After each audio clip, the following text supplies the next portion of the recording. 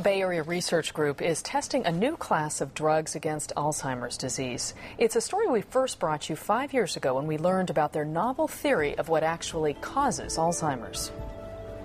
For years, researchers at the Buck Institute have genetically altered mice to give them Alzheimer's. It's research that's led them to see Alzheimer's as a signaling imbalance in the brain rather than a disease caused by the buildup of toxic amyloid plaques.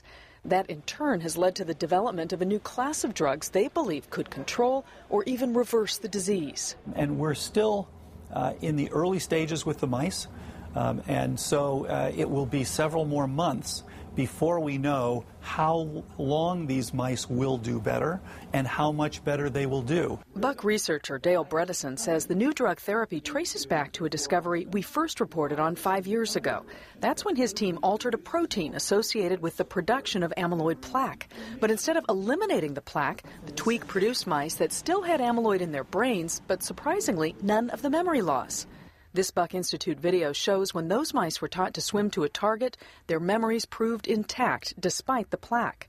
Buck researchers believe amyloid has a normal function in the brain, and they suspected the protein they'd altered might have a role in regulating memory formation, which in the case of Alzheimer's could be malfunctioning. That Alzheimer's disease, in a very analogous fashion, represents an imbalance between the normal processes of memory formation and memory reorganization, literally between normal memory and normal forgetting. They began testing compounds that could suppress or boost specific peptides within the protein and recently identified several candidates. We have developed therapeutics that literally take this balance and move it from the forgetting side of the molecules to the production of the memory maintenance side of the molecules.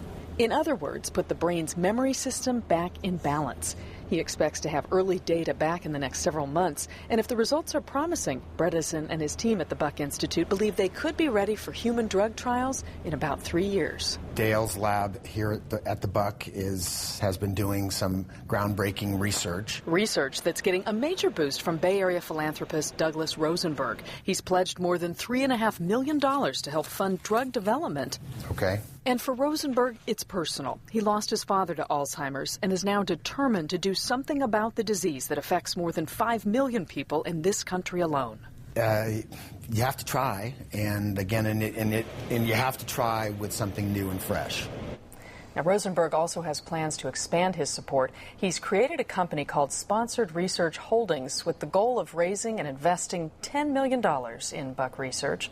Potential revenues would be shared by the Institute and Rosenberg's foundation. You know, a lot of families will be interested in that. My goodness, great story, Carolyn.